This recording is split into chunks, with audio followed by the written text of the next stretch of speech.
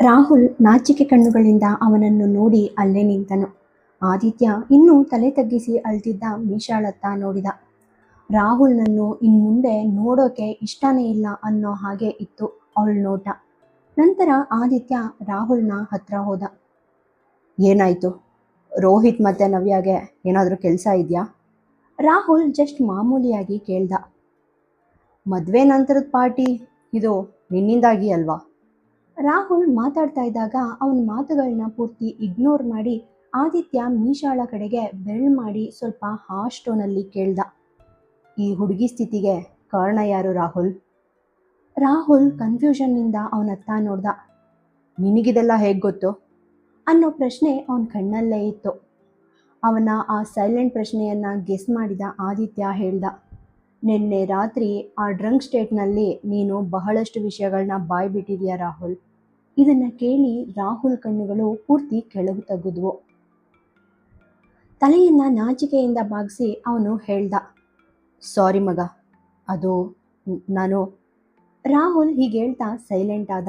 ಬಹುಶಃ ಅವನು ತನ್ನ ತಪ್ಪನ್ನು ಎಕ್ಸ್ಪ್ಲೇನ್ ಮಾಡೋಕ್ಕೆ ಪದಗಳನ್ನೇ ಕಳ್ಕೊಂಡಿರಬಹುದೇನೋ. ಆದಿತ್ಯ ಒಂದು ಆಳವಾದ ಉಸಿರು ತಗೊಂಡು ಮೀಶಾಳ ಭುಜದ ಮೇಲೆ ಕೈ ಇಟ್ಟು ಹೇಳ್ದ. ನಿನ್ನೆಯಿಂದ ನೀನು ಹೇಳ್ತಿರೋ ಈ ವಿಷಯ, ನೀನು ಮಾಡ್ತಿರೋ ಈ ಆ್ಯಕ್ಟಿಂಗ್, ಇದು ಪೂರ್ತಿ ನನ್ನ ಸ್ಟೈಲ್ ರಾಹುಲ್. ಇದು ನನಗಷ್ಟೇ ಸರಿ ಹೊಂದುತ್ತೆ. ನಿನಗಿದನ್ನು ಅರ್ಗಿಸ್ಕೊಳ್ಳೋಕ್ಕೆ ಅಥವಾ ಹ್ಯಾಂಡ್ಲ್ ಮಾಡೋಕ್ಕೆ ಸಾಧ್ಯನೇ ಇಲ್ಲ. ಇದನ್ನು ಕೇಳಿದ ರಾಹುಲ್ ತನ್ನೊಳಗೆ ಪೂರ್ತಿ ಮೆಲ್ಲಗೆ ಪಿಸ್ಗುಡ್ತ. ಬಹುಶಃ ನಿನ್ನ ಮತ್ತು ಅದ್ಗೆ ಆ ಒಂದು ಬಾಂಡಿಂಗ್ ನನ್ನ ಮೇಲೆ ಪೂರ್ತಿ ಎಫೆಕ್ಟ್ ಬೀರೋಕ್ಕೆ ಸ್ಟಾರ್ಟ್ ಮಾಡ್ತಿದೆಯೇನೋ. ಏನು? ಆದಿತ್ಯ ಪೂರ್ತಿ ಶಾರ್ಪ್ ಆಗಿ ಕೇಳ್ದ. ರಾಹುಲ್ ಸಡನ್ನಾಗಿ ಪ್ಯಾನಿಕ್ ಸ್ಟೇಟಲ್ಲಿ ಏನೂ ಇಲ್ಲ ಎಂದು ಉತ್ತರ ಕೊಟ್ಟ. ಈ ಪುಟ್ಟ ಹುಡುಗಿ ಕಳೆದ 2 ದಿನಗಳಿಂದ ನನಗೇನು ಮಾಡ್ತಿದ್ದಾಳೆ ಅದು ನಿನಗೆ ಗೊತ್ತಿಲ್ಲ ಆದಿತ್ಯ. ಮತ್ತು ನನ್ನ ಹಾರ್ಟು ಮತ್ತು ನನ್ನ ಮೈಂಡು, ಅವಳು ನಿನ್ನ ಮೇಲೆ ತನ್ನ ಹಕ್ಕುಗಳನ್ನ ಪೂರ್ತಿ ಹಕ್ಕಿನಿಂದ ಕೇಳ್ತಿದ್ದಾಳೆ ರಾಹುಲ್. ಈ ಇಡೀ ವರ್ಲ್ಡ್ನಲ್ಲಿ ಅವಳು ನಿನ್ನನ್ನು ಮಾತ್ರ ಪೂರ್ತಿ ಟ್ರಸ್ಟ್ ಮಾಡ್ತಾಳೆ. ಆದಿತ್ಯ ರಾಹುಲ್ಗೆ ವಾಕ್ಯದ ಮಧ್ಯದಲ್ಲೇ ಇಂಟರಪ್ಟ್ ಮಾಡ್ದ. ರಾಹುಲ್ ಅವನನ್ನು ಒಂದು ವಿಚಿತ್ರ ಲುಕ್ನಿಂದ ನೋಡ್ದ. ಆದರೆ ಆದಿತ್ಯ ಇನ್ನೂ ಎಮೋಷ್ನಲ್ ಆಗಿ ಮೀಶಾಳನ್ನೇ ನೋಡ್ತಾ ನಿಂತಿದ್ದ. ನೀನು ಪೂರ್ತಿ ರಾಂಗ್ ಪರ್ಸ್ಪೆಕ್ಟಿವ್ನಲ್ಲಿ ಇದೆಯಾ ಆದಿತ್ಯ. ಅವಳು ತನ್ನಷ್ಟಕ್ಕೆ ತಾನೇ ಪೂರ್ತಿ ಹ್ಯಾಪಿಯಾಗಿದ್ದಾಳೆ. ಅವಳಿಗೆ ಬೇರೆ ಯಾರ ಅವಶ್ಯಕತೆ ಅಥವಾ ನೀಡ್ ಇಲ್ಲವೇ ಇಲ್ಲ. ಆದಿತ್ಯನಿಗೆ ಕಾನ್ಫಿಡೆಂಟ್ ಆಗಿ ರಾಹುಲ್ ಉತ್ತರ ಕೊಟ್ಟ. ತನ್ನ ಒಳಗಡೆ ಎಲ್ಲ ನೋವನ್ನು ಇಟ್ಕೊಂಡು ಕಾರಣ ಇಲ್ಲದೆ ನಗೋ ಪ್ರತಿಯೊಬ್ಬ ವ್ಯಕ್ತಿನೂ ಹ್ಯಾಪಿಯಾಗೇ ಇರ್ತಾರೆ ಅಂತ ಅನ್ಕೋಬೇಡ ರಾಹುಲ್. ಅದಕ್ಕೆ ಅವನ ಲೈಫ್ ಪೂರ್ತಿ ಪರ್ಫೆಕ್ಟ್ ಆಗಿದೆ ಅಂತಲೂ ಅರ್ಥ ಅಲ್ಲ. ಜಸ್ಟ್ ಅವನು ತನ್ನ ವೀಕ್ನೆಸ್ಸನ್ನು ಈ ವರ್ಲ್ಡ್ ಮುಂದೆ ತೋರ್ಸೋಕ್ಕೆ ಇಷ್ಟಪಡೋದಿಲ್ಲ ಅಷ್ಟೇ. ರಾಹುಲ್ ಮಾತುಗಳಿಗೆ ಪ್ರತಿಕ್ರಿಯೆಯಾಗಿ ಆದಿತ್ಯ ಒಂದು ಸರ್ಕಾಸ್ಟಿಕ್ ಸ್ಮೈಲ್ನೊಂದಿಗೆ ಹೇಳ್ದ. ಮತ್ತೆ ಅಲ್ಲಿಂದ ಹೊರಡೋಕೆ ಸ್ಟಾರ್ಟ್ ಮಾಡ್ದ. ರಾಹುಲ್ ಏನೂ ಹೇಳ್ದೆ ಸೈಲೆಂಟಾಗಿ ಮೀಶಾ ಕಡೆಗೆ ಹೋಗೋಕೆ ಹೆಜ್ಜೆ ಹಾಕ್ದ. ಆದಿತ್ಯ ಒಂದು ಸೆಕೆಂಡ್ ಏನೋ ಯೋಚನೆ ಮಾಡಿ, ರಾಹುಲ್, ನಿನಗೆ ಅವಳ ಬಗ್ಗೆ ಪರ್ಸ್ನಲ್ ಆಗಿ ಏನಾದರೂ ಅನ್ನಿಸ್ತಿದ್ಯಾ ಅಥವಾ ಫೀಲಿಂಗ್ಸ್ ಏನಾದರೂ ಇದೆಯಾ ಅಂತ ಕೇಳ್ದ. ಇದನ್ನು ಕೇಳಿದ ರಾಹುಲ್ ನಡೆಯೋದನ್ನು ಸ್ಟಕ್ ಆಗಿ ನಿಲ್ಲಿಸ್ದ. ಅವನು ಆದಿತ್ಯನ ಕಡೆಗೆ ದೃಷ್ಟಿ ಹಾಯಿಸಿ ಸೈಲೆಂಟ್ ಮೋಡ್ಗೆ ಹೋದ. ಆದಿತ್ಯ ತನ್ನ ಪ್ರಶ್ನೆನ ಮತ್ತೆ ಶಾರ್ಪ್ ಆಗಿ ಪುನರಾವರ್ತಿಸ್ದ. Rahul, I am asking you, ನಿನಗೆ ಅವಳ ಬಗ್ಗೆ ನಿಜವಾಗ್ಲೂ ಏನಾದರೂ ಅನ್ನಿಸ್ತಿದ್ಯಾ? ನನಗೆ ಗೊತ್ತಿಲ್ಲ ಆದಿ. ರಾಹುಲ್ ಯಾವುದೋ ಆಳವಾದ ಯೋಚನೆಯಲ್ಲಿ ಮುಳುಗಿ ಉತ್ತರ ಕೊಟ್ಟ. ಹಾಗಾದರೆ ಮೊದಲು ಆ ಮ್ಯಾಟರ್ನ ಫೈಂಡ್ ಔಟ್ ಮಾಡು, ಕ್ಲಾರಿಟಿ ತಗೋ, ಆಮೇಲೆ ಅವಳ ಹತ್ರ ಹೋಗು. ಆದಿತ್ಯ ಒಂದು ಸೀರಿಯಸ್ ವಾರ್ನಿಂಗ್ ಟೋನಲ್ಲಿ ಹೇಳ್ದ. ಏನು ಹೇಳ್ತಿದ್ಯಾ ಆದಿ? ರಾಹುಲ್ ಪ್ರಶ್ನಾರ್ಥಕ ಕಣ್ಣುಗಳಿಂದ ಅವನನ್ನು ಕೇಳೋಕ್ಕೆ ಸ್ಟಾರ್ಟ್ ಮಾಡ್ದ. ಅಂದರೆ ಅವಳಿಗೆ ಯಾವುದೋ ಒಂದು ಟೈಮ್ ಪಾಸ್ ಫ್ರೆಂಡ್ಶಿಪ್ ಅಥವಾ ಕೇವಲ 1-2 ದಿನದ ಶಾರ್ಟ್ ಟರ್ಮ್ ಅಟ್ರಾಕ್ಷನ್ ಬೇಕಿಲ್ಲ ರಾಹುಲ್. ಅವಳಿಗೆ ಯಾರಾದರೂ ಬೇಕು ಅಂದರೆ ಅವಳನ್ನು ಪೂರ್ತಿ ಅರ್ಥ ಮಾಡ್ಕೊಳ್ಳುವ ಮತ್ತು ಅವಳ ಆ ಮೀನಿಂಗ್ಲೆಸ್ ಟಾಕನ್ನು ತುಂಬ ಆಳವಾಗಿ ಕೇಳೋ ಪರ್ಸನ್ ಬೇಕು. ಅವಳನ್ನು ಬದಲಾಯಿಸೋಕೆ ಟ್ರೈ ಮಾಡೋ ಬದಲು ಅವಳಿಗಾಗಿ ತನ್ನನ್ನು ತಾನು ಚೇಂಜ್ ಮಾಡ್ಕೊಳ್ಳೋ ಮನುಷ್ಯ ಬೇಕು. ಸ್ವಲ್ಪ ಹೊತ್ತು ನಿಂತು ಒಂದು ಆಳವಾದ ಉಸಿರು ತಗೊಂಡು ಅವನು ಮತ್ತೆ ಹೇಳ್ದ. ಸಿಂಪಲ್ ಆಗಿ ಹೇಳಬೇಕು ಅಂದರೆ ಅವಳಿಂದ ಏನನ್ನು ಎಕ್ಸ್ಪೆಕ್ಟ್ ಮಾಡದೆ ಅವಳನ್ನು ಪೂರ್ತಿ ಸಪೋರ್ಟ್ ಮಾಡೋ ವ್ಯಕ್ತಿ ಅವಳಿಗೆ ಬೇಕು. ಹೀಗೆ ಹೇಳ್ತಾ ಅವನು ರಾಹುಲ್ ಕಡೆಗೆ 2 ಹೆಜ್ಜೆಗಳನ್ನ ಇಟ್ಟು ಪ್ರತಿ ವರ್ಡ್ ಮೇಲೂ ಪೂರ್ತಿ ಸ್ಟ್ರೆಸ್ ಕೊಟ್ಟು ಹೇಳ್ದ, ನಿನಗಿದೆಲ್ಲ ಸಾಧ್ಯ ಅಂದರೆ ಮಾತ್ರ ಅವಳ ಕಡೆಗೆ ಒಂದು ಹೆಜ್ಜೆ ಇಡು ರಾಹುಲ್. ಇಲ್ಲ ಅಂದರೆ ಅವಳ ಲೈಫಲ್ಲಿ ಆಲ್ರೆಡಿ ನೋವಿಗೆ ಏನು ಶಾರ್ಟೇಜ್ ಇಲ್ಲ. ನೀನು ಮತ್ತೆ ಅದನ್ನು ಹೆಚ್ಚು ಮಾಡೋ ಅವಶ್ಯಕತೆ ಇಲ್ಲ.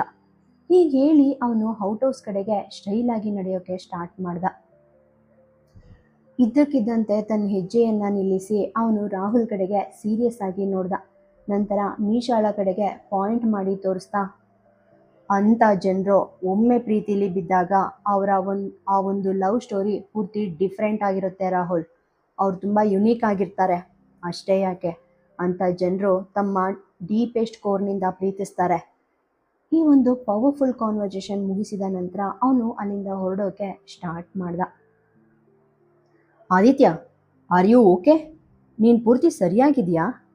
ರಾಹುಲ್ ಅವನನ್ನ ನಿಲ್ಲಿಸಿ ಕ್ಯೂರಿಯಾಸಿಟಿಯಿಂದ ಕೇಳ್ದ.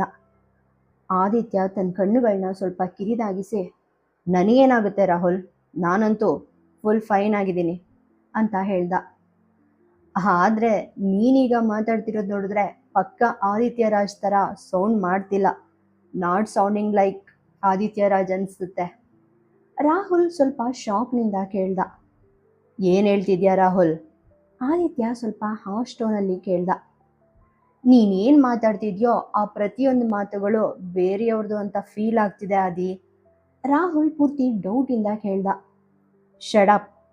ರಾಹುಲ್ ಮಾತುಗಳನ್ನ ಇಗ್ನೋರ್ ಮಾಡಿ ಆದಿತ್ಯ ತನ್ನೊಳಗೆ ಒಂದು ಸಣ್ಣ ಮುಗುಳ್ನಗು ಬೀರಿ ಅಲ್ಲಿಂದ ಸ್ಟೈಲಾಗಿ ಹೊರಟೋದ. ಔಟ್ ಹೌಸ್, ಆದಿತ್ಯನ ರೂಮ್. ಬೆಳಿಗ್ಗೆ 10 ಗಂಟೆಯಾಗಿತ್ತು. ಕಾವ್ಯ ಇನ್ನೂ ಶಾಂತಿಯುತವಾಗಿ ಮಲಗಿದ್ಲು. ಪಿಲ್ಲೋವನ್ನು ಅಪ್ಪಿಕೊಂಡಿದ್ದ ಅವಳಿಗೆ ಇಂದು ಟೈಮ್ ಸೆನ್ಸ್ ಅನ್ನೋದೇ ಇಲ್ಲದ ಹಾಗಿತ್ತು. ಸ್ವಲ್ಪ ಸಮಯದ ನಂತರ ಅವಳ ಕಣ್ಣುಗಳು ನಿಧಾನವಾಗಿ ಓಪನ್ ಆದವು.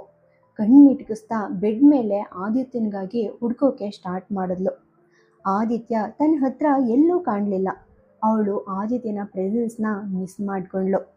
ಚಡಪಡಿಸ್ತಾ ಅವಳು ಕ್ಷಣಾರ್ಧದಲ್ಲಿ ಹಾಸಿಗೆಯಿಂದ ಎದ್ದು ಕೋಣೆಯ ಸುತ್ತಲೂ ನೋಡೋಕೆ ಸ್ಟಾರ್ಟ್ ಮಾಡಿದ್ಲು. ಒಂದು ಕ್ಷಣ ಕಾವ್ಯ ಭಯಭೀತಳಾದ್ಲು. ಆದರೆ ಮುಂದಿನ ಕ್ಷಣ ಅವಳು ಏನೋ ಯೋಚನೆ ಮಾಡಿ ಬಾತ್ರೂಮ್ ಹತ್ರ ಹೋಗಿ ಬಾಗಿಲು ತಟ್ಟಿದ್ಲು. ಬಾಗಿಲು ಲಾಕ್ ಆಗಿರೋದನ್ನ ನೋಡಿ ಅವಳು ನೆಮ್ಮದಿಯ ನಿಟ್ಟುಸಿರು ಬಿಟ್ಟು ಬಾಲ್ಕನಿಗೆ ಹೋದ್ಲು. ಅವಳು ಫಾರ್ಮ್ ಹೌಸ್ ಸುತ್ತಲೂ ಕಣ್ಣಾಡಿಸಿ ಆ ಬ್ಯೂಟಿಫುಲ್ ಮಾರ್ನಿಂಗ್ನ ಎಂಜಾಯ್ ಮಾಡ್ತಾ ಇದ್ಲು. ಆಗ ಆದಿತ್ಯ ಬಾತ್ರೂಮ್ ಬಾಗಿಲು ತೆರೆದು ಟವಲ್ ಸುತ್ಕೊಂಡು ತನ್ನ ಒದ್ದೆ ಕೂದಲನ್ನು ಒರೆಸ್ಕೊಂಡು ಹೊರಗೆ ಬಂದ. ಕಾವ್ಯ ಅವನನ್ನ ನೋಡಿದ ತಕ್ಷಣ ಅವಳ ಮುಖದಲ್ಲಿ ನಗು ಆಟೋಮ್ಯಾಟಿಕ್ ಆಗಿ ಅರಳಿತು. ಆಮೇಲೆ ಸಡನ್ ಆಗಿ ಆದಿತ್ಯನ ಕಣ್ಗಳು ಅವಳ ಮೇಲ್ ಬಿದ್ವು. ಕಾವ್ಯ ಪೂರ್ತಿ ನಾಚ್ತಾ ತನ್ನ ನೋಟವನ್ನ ಹಿಂದಕ್ಕೆ ತಿರುಗಿಸಿ ಹೊರಗೆ ನೋಡೋಕ್ಕೆ ಸ್ಟಾರ್ಟ್ ಮಾಡಿದ್ಲು. ಕಾವ್ಯಳ ಆ ಕ್ಯೂಟ್ ಆ್ಯಕ್ಟ್ ನೋಡಿ ಆದಿತ್ಯ ನಗ್ತಾ ಅವಳ ಹತ್ರ ಬಂದ. ಅವಳನ್ನ ಹಿಂದಿನಿಂದ ಅಪ್ಕೊಂಡು ಕಾವ್ಯಳ ಕುತ್ತಿಗೆ ಮತ್ತು ಭುಜಗಳ ನಡುವೆ ತನ್ನ ಒದ್ದೆ ಕೂದಲನ್ನು ಒಂದು ರೀತಿಯ ಟೀಸಿಂಗ್ ವೇನಲ್ಲಿ ಮುದ್ದಿಸ್ತಾ ಅವನು ತನ್ನ ಪ್ಲೇಫುಲ್ ಟೋನ್ನಲ್ಲಿ ಹೇಳ್ದ, ನನ್ನನ್ನು ಈ ರೀತಿ ಸೀಕ್ರೆಟಾಗಿ ನೋಡೋ ಅವಶ್ಯಕತೆ ಇಲ್ಲ ಕವನ, ನಾನು ಕಂಪ್ಲೀಟಾಗಿ ನಿನ್ನವನೇ. ಹೀಗೆ ಹೇಳಿ ಅವಳ ಭುಜಕ್ಕೆ ಒಂದು ಮುತ್ತಿಟ್ಟ. Happy birthday darling. ಅವಳನ್ನು ಕಿಸ್ ಮಾಡೋಕ್ಕೆ ಹೊರಟಿದ್ದಾಗ ಕಾವ್ಯ ಅವನನ್ನು ತನ್ನ ಕಡೆಗೆ ತಿರುಗಿಸಿ ತನ್ನ ಕೈಯನ್ನು ಅವನ ತುಟಿಗಳ ಮೇಲೆ ಇಟ್ಟು ಒಂದು ಸ್ವೀಟ್ ಸ್ಮೈಲ್ನೊಂದಿಗೆ ಕೇಳಿದ್ಲು, ನನ್ನ ಬರ್ಡೇ ಗಿಫ್ಟ್ ಎಲ್ಲಿ? ಕಾವ್ಯ ಹೀಗೆ ಕೇಳಿದಾಗ ಆದಿತ್ಯ ಅವಳ ಕೈಯನ್ನು ತನ್ನ ತುಟಿಗಳಿಂದ ನಿಧಾನವಾಗಿ ಸರಿಸಿ ಸೈಲೆಂಟ್ ವರ್ಡ್ನಲ್ಲಿ ಹೇಳ್ದ, ಆದಿತ್ಯ ರಾಜ್ ತನ್ನನ್ನೇ ನಿನಗೆ ಗಿಫ್ಟಾಗಿ ನೀಡಿದ್ದಾನೆ, ನೀನು ಇನ್ನೇನು ಬೇಕೋ ಹೇಳೋ. ಹೀಗೆ ಹೇಳ್ತಾ ಅವನು ಡೀಪ್ ಆ್ಯಂಡ್ ಇಂಟೆನ್ಸ್ ಕಣ್ಗಳಿಂದ ಕಾವ್ಯಳನ್ನ ನೋಡೋಕ್ಕೆ ಸ್ಟಾರ್ಟ್ ಮಾಡ್ದ. ಒಂದು ಪ್ರಾಮಿಸ್ ಬೇಕು ಆದಿ ಎಂದು ಅವನ ಕಣ್ಣಲ್ಲಿ ಪೂರ್ತಿ ಮುಳುಗೋಗಿದ್ದ ಕಾವ್ಯ ಕೇಳಿದ್ಲು. ಒಂದು ಪ್ರಾಮಿಸ್ ತಾನೆ, ಕೇಳು ಕವನ. ಆದಿತ್ಯ ಇಂದು ಮುಂದೆ ಯೋಚನೆ ಮಾಡದೆ ಪೂರ್ತಿ ನಿರಾತಂಕವಾಗಿ ಹೇಳ್ದ, ನಾನು ಆಲ್ರೆಡಿ ನೀನು ಪ್ರಾಮಿಸ್ ಮಾಡಿದ್ದೀನಿ. ಕನ್ಫ್ಯೂಷನ್ನಲ್ಲಿ ಅವನತ್ತ ನೋಡ್ತಾ ಕಾವ್ಯ ಹೇಳಿದ್ಲು, ಫಸ್ಟ್ ಕೇಳು ಆದಿ, ಆಮೇಲೆ ನಾನು ಯಾವ ರೀತಿ ಭರವಸೆಯನ್ನು ನಿನ್ನ ಹತ್ರ ಕೇಳ್ತಿದ್ದೀನಿ ಅಂತ. ಆದಿತ್ಯ ಅವಳ ತುಟಿಗಳ ಪೂರ್ತಿ ಹತ್ರ ಹೋಗಿ ಅವನ ಇಂಟೆನ್ಸ್ ವಾಯ್ಸ್ನಲ್ಲಿ ಹೇಳ್ದ, ನೀನು ಕೇಳಬಹುದಾದದ್ದು ನನ್ನ ಲೈಫ್ ತಾನೆ, ಅಂದರೆ ನಾನು ಬಹಳ ಹಿಂದೆನೇ ಅದನ್ನು ನಿನಗಾಗಿ ಸ್ಯಾಕ್ರಿಫೈಸ್ ಮಾಡಿಬಿಟ್ಟಿದ್ದೀನಿ ಕವನ. ಕಾವ್ಯ ಕೂಡ ಅವನ ಪೂರ್ತಿ ಹತ್ರ ಬಂದು ಅದೇ ಸ್ವರದಲ್ಲಿ ಹೇಳಿದ್ಲು, ನನಗೆ ಪ್ರಾಮಿಸ್ ಮಾಡು ಆದಿ, ಏನೇ ಆಗಲಿ ನೀನು ನನ್ನ ಮೇಲೆ ಎಷ್ಟೇ ಕೋಪ ಮಾಡ್ಕೊಂಡಿದ್ರು, ನೀನು ನನ್ನನ್ನು ಎಷ್ಟೇ ಹೇಟ್ ಮಾಡಿದ್ರು ಕೂಡ. ಹೀಗೆ ಹೇಳ್ತಾ ಅವಳು ಆದಿತ್ಯನ ಕೆನ್ನೆಯ ಮೇಲಿರೋ ಆ ನೀರಿನ ಹನಿಗಳನ್ನ ತನ್ನ ತುಟಿಗಳಿಂದ ಮುಟ್ಟಿ ಅವನ ಕಿವಿಗಳ ಹತ್ತಿರ ಪೂರ್ತಿ ಮೃದುವಾಗಿ ಹೇಳೋಕ್ಕೆ ಸ್ಟಾರ್ಟ್ ಮಾಡಿದ್ಲು. ಇನ್ನು ನಿನ್ನ ಹತ್ರ ಇರೋ ಹಕ್ಕು, ನಿನ್ನನ್ನು ತುಂಬ ಹತ್ರದಿಂದ ಫೀಲ್ ಮಾಡೋ ಹಕ್ಕು ಕೇವಲ ನನ್ನದು ಮಾತ್ರ. ನನಗೆ ಈ ಪ್ರಾಮಿಸ್ ಕೊಡು ಮಿಸ್ಟರ್ ಆದಿತ್ಯ ರಾಜ್. ಆದಿತ್ಯನನ್ನು ತನ್ನ ತೋಳುಗಳಲ್ಲಿ ಪೂರ್ತಿ ಸೆರೆ ಹಿಡಿದು ಅವಳು ಮತ್ತೆ ಹೇಳೋಕ್ಕೆ ಸ್ಟಾರ್ಟ್ ಮಾಡಿದ್ಲು. ನನ್ನ ಮೇಲೆ ನಿನ್ನ ಕೋಪನ ಪೂರ್ತಿ ಹೊರ ಹಾಕೋಕೆ ಅಥವಾ ನೀನು ನನ್ನನ್ನು ದ್ವೇಷಿಸ್ತೀಯಾ ಮತ್ತು ಪ್ರೀತಿಸೋದಿಲ್ಲ ಅಂತ ಕನ್ವಿನ್ಸ್ ಮಾಡ್ಕೊಳ್ಳೋದಕ್ಕೆ ನೀನು ಯಾವತ್ತೂ ಯಾವುದೇ ಇಲ್ಯೂಷನಿಂದ ಆಶ್ರಯ ಪಡೆಯೋದಿಲ್ಲ ಅಂತ ನನಗೆ ಪ್ರಾಮಿಸ್ ಕೊಡು. ಕಾವ್ಯಾಳ ಮಾತು ಕೇಳಿ ಆದಿತ್ಯ ತಾನು ಹಿಂದೆ ಹೇಳಿದ್ದನ್ನು ಒಮ್ಮೆ ನೆನಪಿಸ್ಕೊಂಡ. ಅದಕ್ಕಾಗಿಯೇ ಅವನು ಕಾವ್ಯಾಳನ್ನು ತನ್ನಿಂದ ಪೂರ್ತಿ ಬೇರ್ಪಡಿಸಿ ಒಂದು ಕ್ಷಣ ಅವಳನ್ನೇ ದಿಟ್ಟಿಸಿ ನೋಡತೊಡಗ್ದ. ಅವಳ ಮುಖವನ್ನು ತನ್ನ ಕೈಗಳಲ್ಲಿ ಹಿಡ್ಕೊಂಡು ಅವಳ ಆ ತೇವಗೊಂಡ ಕಣ್ರೆಪ್ಪೆಗಳನ್ನ ತನ್ನ ಬೆರಳುಗಳಿಂದ ಒರೆಸ್ತಾ ಅವನು ಹೇಳ್ದ, ಯಾಕೆ ಕವನ, ನಿನಗೆ ನನ್ನ ಮೇಲೆ ಟ್ರಸ್ಟ್ ಇಲ್ವಾ? ಆದಿತ್ಯನ ಆ ಒಂದು ಪ್ರಶ್ನೆ ಕೇಳಿ ಕಾವ್ಯ ತನ್ನೊಳಗೆ ಒಂದು ಸಣ್ಣ ಮುಗುಳ್ನಗು ಬೀರಿ ಹೇಳಿದ್ಲು, ನಾನು ನಿನ್ನನ್ನು ನನಗಿಂತ ಹೆಚ್ಚಾಗಿ ನಂಬ್ತೀನಿ ಆದಿ, ಬಟ್. ಹೀಗೆ ಹೇಳ್ತಾ ಕಾವ್ಯ ಸಡನ್ನಾಗಿ ಸೈಲೆಂಟ್ ಆದ್ಲು. ಆದಿತ್ಯ ಅವಳ ಆ ಇನ್ಕಂಪ್ಲೀಟ್ ಮಾತುಗಳನ್ನ ಮುಗಿಸ್ತಾ ಕೇಳ್ದ, ಆದರೆ ಏನು ಕವನ, ಯಾವುದೋ ಒಂದು ವಿಷಯ ನಿನ್ನನ್ನು ಪೂರ್ತಿ ಕಾಡ್ತಿದೆ ಅಲ್ವಾ? ನಾನು ನಿನ್ನ ಆ ಒಂದು ಕೋಪವನ್ನು ನಂಬೋದಿಲ್ಲ ಆದಿ. ನಿನ್ನ ಆ ಒಂದು ವೇ ಆಫ್ ಏಟಿಂಗ್ ಮೇಲೆ ನನಗೆ ನಂಬಿಕೆ ಇಲ್ಲ. ನಂತರ ಸ್ವಲ್ಪ ಹೊತ್ತು ನಿಲ್ಲಿಸಿ ಪೂರ್ತಿ ಭಯ ಮತ್ತು ಒಂದು ಆತಂಕದಿಂದ ಹೇಳಿದ್ಲು, ನಿನ್ನ ಆ ಒಂದು ಕೋಪ ಮತ್ತು ದ್ವೇಷದಲ್ಲಿ ನೀನು ಏನು ಬೇಕಾದರೂ ಮಾಡಬಹುದು ಆದಿ. ನಿನ್ನ ಮುಂದೆ ಆ ಟೈಮಲ್ಲಿ ಯಾರೇ ಇದ್ದರೂ ಕೂಡ. Kavana, listen to me, I am in deep love with you. ನೀನು ನನಗೇನಂತ ನಿನಗೆ ಇನ್ನೂ ಪೂರ್ತಿ ಗೊತ್ತಿಲ್ಲ. ಸ್ವಲ್ಪ ಸಮಯದ ಹಿಂದೆ ನಾನೇನೋ ಪೂರ್ತಿ ಚೇಂಜ್ ಆಗ್ತಿದ್ದೀನಿ ಅಂತ ನನಗೆ ಫೀಲ್ ಆಯಿತು. ಒಂದು ಕ್ಷಣ ಅಲ್ಲೇ ನಿಲ್ಲಿಸಿ ಕಾವ್ಯಾಳ ಹಣೆಗೆ ಮುತ್ತಿಕ್ಕುತ್ತಾ ಆದಿತ್ಯ ಮತ್ತೆ ಹೇಳೋಕ್ಕೆ ಸ್ಟಾರ್ಟ್ ಮಾಡ್ದ, ಲಾಸ್ಟ್ ಫ್ಯೂ ಅವರ್ಸಿಂದ ನೀನು ನನ್ನ ಹಾರ್ಟ್ ಮತ್ತು ಮೈಂಡನ್ನು ಪೂರ್ತಿ ಆಕ್ಯುಪೈ ಮಾಡ್ಕೊಂಡಿರೋ ಏಕೈಕ ವಿಷಯ ಕವನ. ನಾನು ನಿನ್ನನ್ನು ಅಷ್ಟೊಂದು ಪ್ರೀತಿಸ್ತೀನಿ ಕವನ. ಅಲ್ಲಿ ಕೋಪ ಮತ್ತು ದ್ವೇಷಕ್ಕೆ ಸಣ್ಣ ಪ್ಲೇಸ್ ಕೂಡ ಇಲ್ಲ. ಕಾವ್ಯಾಳ ಆ ಒಂದು ಚಡಪಡಿಕೆ ಮತ್ತು ಭಯವನ್ನು ನೋಡಿದ ಆದಿತ್ಯ ಅವಳನ್ನು ಪ್ರೀತಿಯಿಂದ ಅಪ್ಕೊಂಡ. ಸ್ವಲ್ಪ ಸಮಯದ ನಂತರ ಅವನು ಮೆಲ್ಲಗೆ ದೂರ ಸರಿದು ಅವಳ ಮುಖವನ್ನು ಪೂರ್ತಿ ಅಫೆಕ್ಷನ್ನಿಂದ ನೋಡ್ತಾ ಹೇಳ್ದ, ನನ್ನನ್ನು ನಿನ್ನ ಹಾರ್ಟ್ನಲ್ಲಿ, ನಿನ್ನ ಮೈಂಡ್ನಲ್ಲಿ ಮತ್ತು ನಿನ್ನ ಆ ಸೋಲ್ನಲ್ಲಿ ಬಂಧಿಸಿಡು ಕವನ. ಅಷ್ಟೇ ಯಾಕೆ, ಆ ಸರೋವರದಂತಹ ನಿನ್ನ ಕಣ್ಗಳಲ್ಲಿ ನನ್ನನ್ನು ಪೂರ್ತಿ ಟ್ರ್ಯಾಪ್ ಮಾಡು.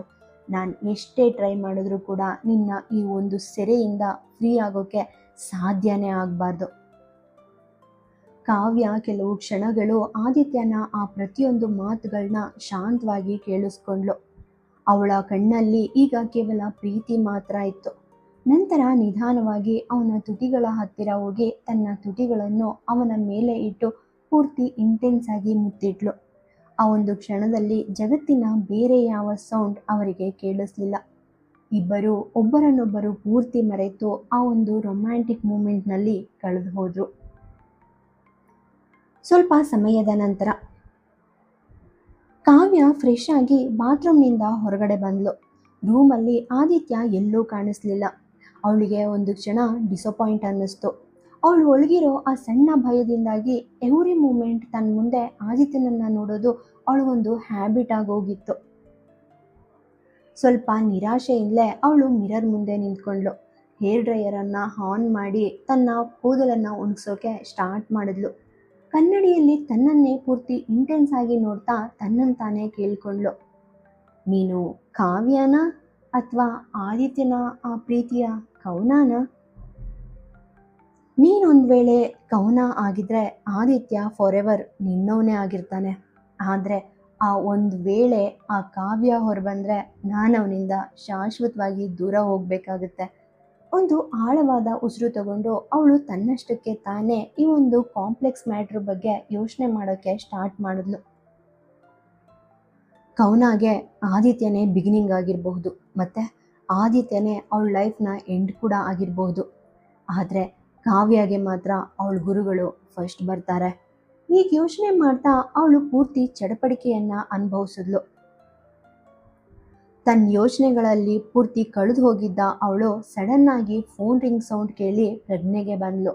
ಸುತ್ತಲೂ ಒಮ್ಮೆ ತನ್ನ ಫೋನ್ಗಾಗಿ ಹುಡುಕಲು ಸ್ಟಾರ್ಟ್ ಮಾಡಿದ್ಲು. ಅದು ಹಾಸಿಗೆಯ ಹೆಡ್ಬೋರ್ಡ್ ಹತ್ರ ಬಿದ್ದಿರೋದನ್ನು ನೋಡಿ ಅದನ್ನು ಪಿಕ್ ಮಾಡೋಕ್ಕೆ ಹೋದ್ಲು. ಸ್ಕ್ರೀನ್ ಮೇಲೆ ಆ ಹೆಸರು ಮಿನುಗುತ್ತಿರೋದನ್ನು ನೋಡಿ ಒಂದು ಸಣ್ಣ ಸ್ಮೈಲ್ ಜೊತೆ ಹೇಳಿದ್ಲು, ನಾನು ನಿಮ್ಮ ಮಗನ ಬಗ್ಗೆ ಯೋಚನೆ ಮಾಡಿದಾಗಲೆಲ್ಲ ನಿಮ್ಗೆ ಹೇಗೆ ಈ ಮ್ಯಾಟ್ರ್ ಗೊತ್ತಾಗುತ್ತೆ ಅಂತ ನನಗೆ ಆಶ್ಚರ್ಯ ಆಗುತ್ತೆ. ಈ ಪ್ರಶ್ನೆಯನ್ನು ತನ್ನನ್ನು ತಾನೇ ಕೇಳ್ಕೊಳ್ತಾ ಕಾಲನ್ನು ರಿಸೀವ್ ಮಾಡೋ ಮೊದಲು ಆದಿತ್ಯ ಎಲ್ಲಾದರೂ ಇದಾನ ಅಂತ ರೂಮಿಂದ ಹೊರಗೆ ಕಣ್ಣಾಡಿಸಿ ಚೆಕ್ ಮಾಡಿದ್ಲು. ನಂತರ ಒಂದು ಡೀಪ್ ಬ್ರೆತ್ ತಗೊಂಡು, ಬಹುಶಃ ಆ ರಾಜ್ ಸಾಹೇಬ್ರು ಇಲ್ಲಿಲ್ಲ ಅನಿಸುತ್ತೆ, ಹೀಗೆ ಹೇಳ್ತಾ ಅವಳು ಆ ಕಾಲನ್ನು ಅಟೆಂಡ್ ಮಾಡಿ ಬಾಲ್ಕನಿಗೆ ಹೋದ್ಲು. ಜೈ ಶ್ರೀಕೃಷ್ಣ ಅಮ್ಮ.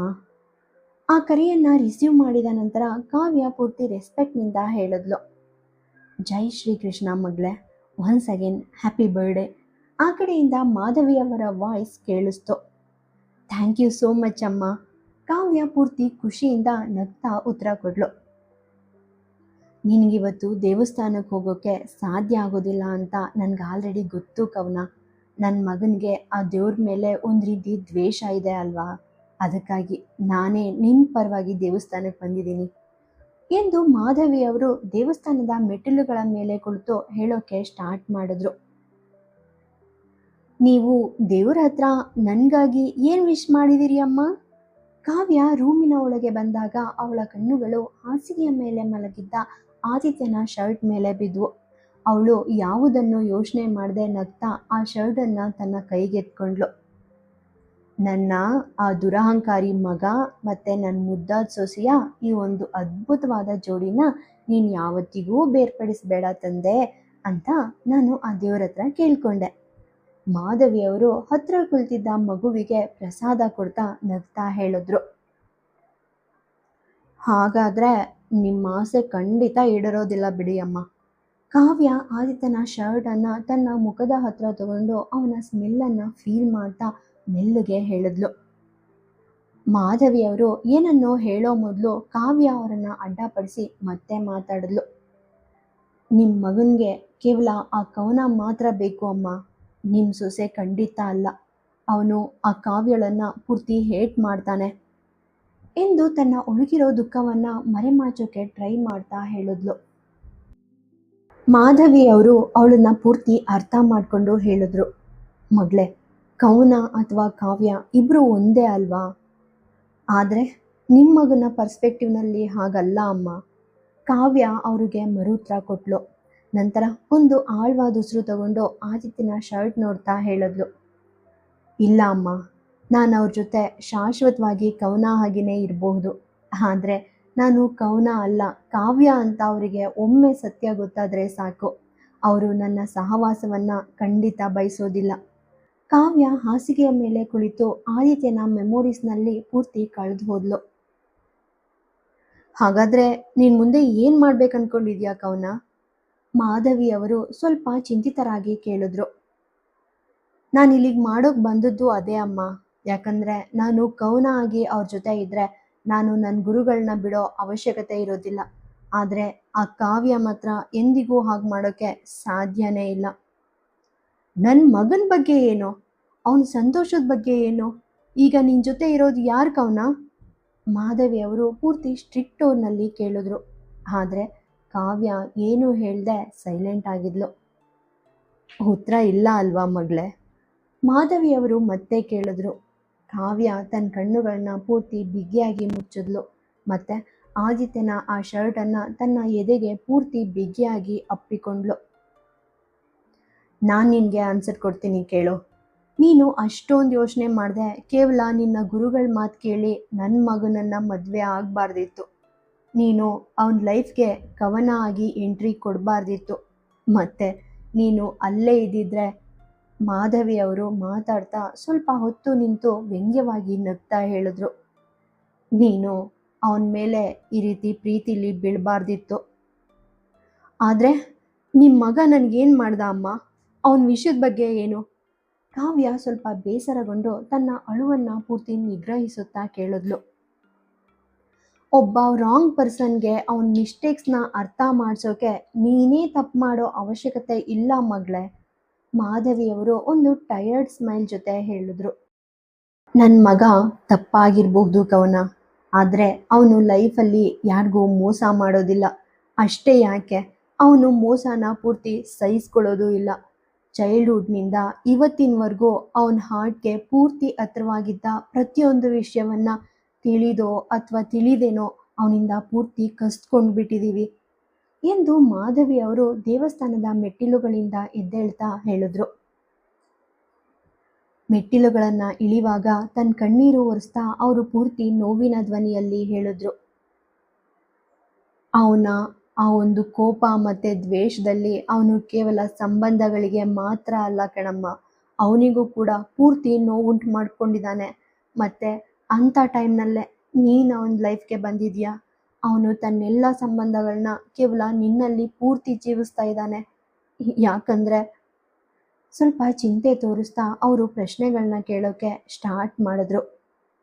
ಜಸ್ಟ್ ಇಮ್ಯಾಜಿನ್ ಮಾಡ್ಕೊ, ಒಂದು ವೇಳೆ ಅವನಿಗೆ ನಿನ್ನ ಆ ಒಂದು ಟ್ರೂತ್ ಬಗ್ಗೆ ಗೊತ್ತಾದರೆ ಏನಾಗಬಹುದು? ಅವನು ಯಾವ ಇಂಟೆನ್ಸಿಟಿಯಿಂದ ನಿನ್ನನ್ನು ಪ್ರೀತಿಸ್ತಾನೋ ಅದೇ ಇಂಟೆನ್ಸಿಟಿಯಿಂದ ಅವನು ದ್ವೇಷ ಮಾಡ್ತಾನೆ. ಅವನು ತನ್ನ ಭರವಸೆ ಪೂರೈಸುವಷ್ಟೇ ಪವರ್ಫುಲ್ಲಾಗಿ ದ್ವೇಷವನ್ನು ಪೂರೈಸ್ತಾನೆ ಎಂದು ಅವ್ರು ಹೇಳ್ತಾ ಅಲ್ಲೇ ಸ್ಟಾಪ್ ಆದರು. ನಂತರ ಒಂದು ಡೀಪ್ ಬ್ರೆತ್ ತಗೊಂಡು ಹೇಳಿದ್ರು, ಈ ವಿಷಯ ನನಗಿಂತ ಅವನಿಗೆ ಪೂರ್ತಿ ಚೆನ್ನಾಗಿ ಗೊತ್ತು. ಹೀಗೇಳಿ ಅವರು ಸೈಲೆಂಟ್ ಆದರು. ಕಾವ್ಯ ಕೂಡ ಅಸಹಾಯಕತೆಯಿಂದ ಪೂರ್ತಿ ಮೌನವಾಗಿ ಅಲ್ಲೇ ಕುಳಿತುಕೊಂಡ್ಳು.